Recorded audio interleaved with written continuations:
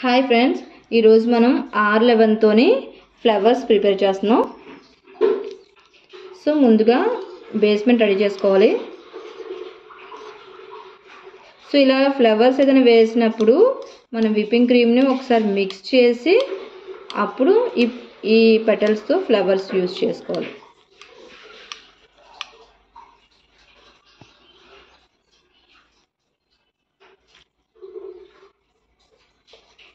Okay,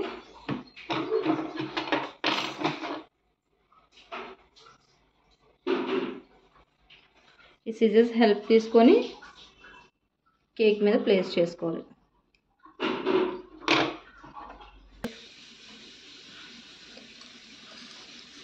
ఇది next flavour.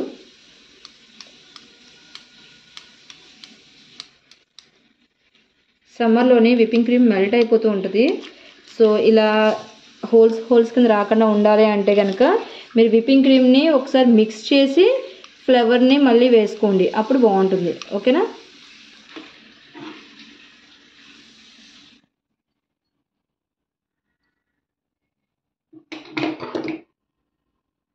ఈ గనాష్తోని ఈ కేక్కి కవర్ ఎలా చేశానో అనేది తెలుసుకోవాలనుకుంటే కనుక